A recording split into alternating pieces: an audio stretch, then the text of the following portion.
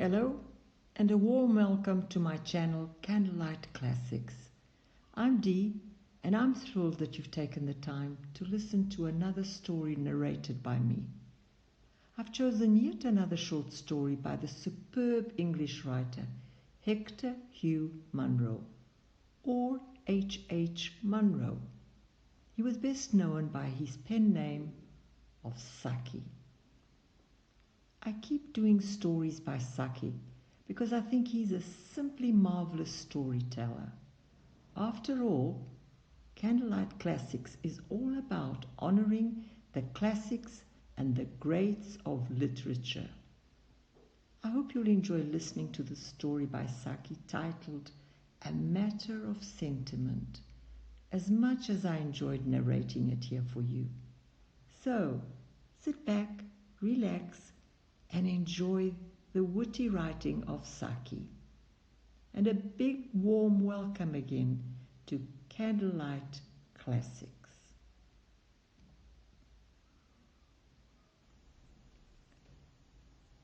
A Matter of Sentiment. It was the eve of the great race, and scarcely a member of Lady Susan's house party had as yet a single bet on. It was one of those unsatisfactory years when one horse held a commanding market position, not by reason of any general belief in its crushing superiority, but because it was extremely difficult to pitch on any other candidate to whom to pin one's faith. Peradventure Second was the favorite, not in the sense of being a popular fancy, but by virtue of a lack of confidence in any one of his rather undistinguished rivals. The brains of Clubland were much exercised in seeking out possible merit where none was very obvious to the naked intelligence, and the house party at Lady Susan's was possessed by the same uncertainty and irresolution that infected wider circles. "It is just the time for bringing off a good coup," said Bertie Van Tan. "Undoubtedly, but with what?" demanded Clovis for the 20th time. The women of the party were just as keenly interested in the matter and just as helplessly perplexed. Even the mother of Clovis, who usually got good racing information from her dressmaker, confessed herself fancy-free on this occasion. Colonel Drake, who was professor of military history at a minor cramming establishment, was the only person who had a definite selection for the event, but as his choice varied every 3 hours, he was worse than useless as an inspired guide. The crowning difficulty of the problem was that it could only be fitfully and furtively discussed. Lady Susan disapproved of racing. She disapproved of many things. Some people went as far as to say that she disapproved of most things. Disapproval was to her what neuralgia and fancy needlework are to many other women. She disapproved of early morning tea and auction bridge, of skiing and the two-step, of the Russian ballet and the Chelsea Arts Club ball, of the French policy in Morocco and the British policy everywhere. It was not that she was particularly strict or narrow in her views of life, but she had been the eldest sister of a large family of self-indulgent children, and a particular form of indulgence had consisted in openly disapproving of the foibles of the others. Unfortunately, the hobby had grown up with her. As she was rich, influential, and very, very kind, most people were content to count their early tea as well lost on her behalf. Still, the necessity for hurriedly dropping the discussion of an enthralling topic and suppressing all mention of it during her presence on the scene was an affliction at a moment like the present, when time was slipping away and indecision was the prevailing note. After lunchtime of rather strangled and uneasy conversation, Clovis managed to get most of the party together at the further end of the kitchen gardens, on the pretext of admiring the Himalayan pheasants. He had made an important discovery. Motkin, the butler, who, as Clovis expressed it, had grown prematurely grey in Lady Susan's service, added to his other excellent qualities an intelligent interest in matters connected with the turf. On the subject of the forthcoming race he was not illuminating, except in so far that he shared the prevailing unwillingness to see a winner in Peradventure II.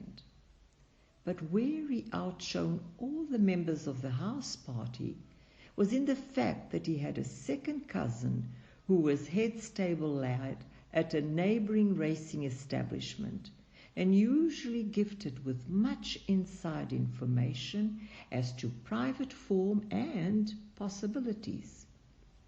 Only the fact of her ladyship having taken it into her head to invite a house party for the last week of May had prevented Mr. Motkin from paying a visit of consultation to his relative with respect to the big race.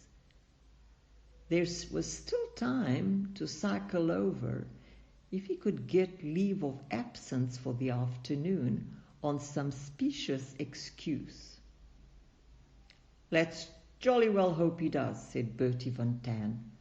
"Under the circumstances, a second cousin is almost as useful as second sight." "That stable ought to know something, if knowledge is to be found anywhere," said Mrs. Packletide hopefully. "I expect you'll find he'll echo my fancy for a motorboat," said Colonel Drake. At this moment the subject had to be hastily dropped. Lady Susan bore down upon them, leaning on the arm of Clovis's mother, to whom she was confiding the fact that she disapproved of the craze for Pekingese spaniels. It was the third thing she had found time to disapprove of since lunch, without counting her silent and permanent disapproval of the way Clovis's mother did her hair.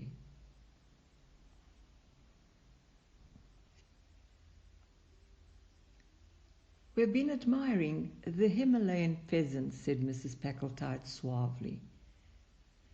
"They went off to a bird show at Nottingham early this morning," said Lady Susan, with the air of one who disapproves of hasty and ill-considered lying.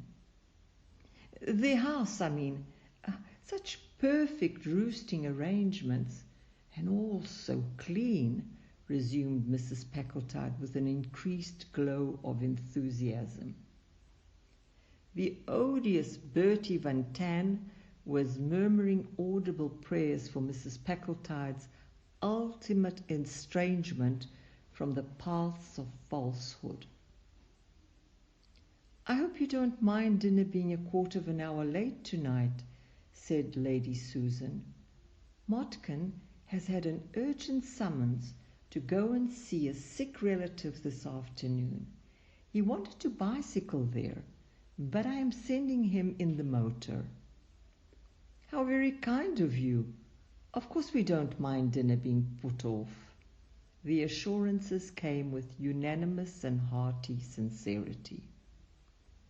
At the dinner table that night, an undercurrent of furtive curiosity directed itself towards Motkin's impassive countenance. One or two of the guests almost expected to find a slip of paper concealed in their napkins, bearing the name of the second cousin's selection. They had not long to wait. As the butler went round with the murmured question, "Sherry?" he added in an even lower tone the cryptic words, "Better not." Mrs. Packletide gave a start of alarm and refused the sherry. There seemed some sinister suggestion in the butler's warning, as though her hostess had suddenly become addicted to the Borgia habit. A moment later, the explanation flashed on her that "Better Not" was the name of one of the runners in the big race. Clovis was already penciling it on his cuff, and Colonel Drake, in his turn, was signalling to everyone in hoarse whispers and dumb show the fact that he all along fancied B.N. Early next morning, a sheaf of telegrams went townward representing the market commands of the house party and servants' hall. It was a wet afternoon, and most of Lady Susan's guests hung about the hall, waiting apparently for the appearance of tea, though it was scarcely yet due. The advent of a telegram quickened everyone into a flutter of expectancy. The page who brought the telegram to Clovis waited with unusual alertness to know if there might be an answer. Clovis read the message and gave an exclamation of annoyance. "No bad news, I hope," said Lady Susan. Everyone else knew that the news was not good. "It's only the result of the derby," he blurted out. "Sadowa won. An utter outsider." "Sadowa?" exclaimed Lady Susan. "You don't say so. Oh, how remarkable. It's the first time I've ever backed a horse. In fact, I disapprove of horse racing, but just for once in a way, I put money on this horse, and it's gone and won." "May I ask," said Mrs. Packletide amid the general silence, "why you put your money on this particular horse? None of the sporting prophets mentioned it as having an outside chance." "Well," said Lady Susan, "you may laugh at me, but it was the name that attracted me. You see, I was always mixed up with the Franco-German War. I was married on the day that the war was declared, and my eldest child was born the day that peace was signed. So anything connected with the war had always interested me. And when I saw there was a horse running in the Derby called after one of the battles in the Franco-German War, I said, I must put some money on it for once in a way, though I disapprove of racing. And it's actually won." There was a general groan. No one groaned more deeply than the professor of military history. The end.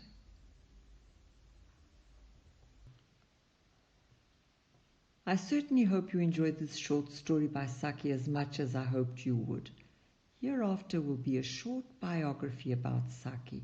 It should offer you some interesting insight into a man that was as talented as he was witty and acclaimed. Don't forget that there are other short stories by Saki also available on this channel, so please have a listen to those too. Please kindly subscribe to my channel if you haven't already. You can also ring the bell to get alerts for all my new videos. Your support is always much appreciated. Please come back again very soon for more short stories here on Candlelight Classics. So thank you and goodbye. See you again very soon.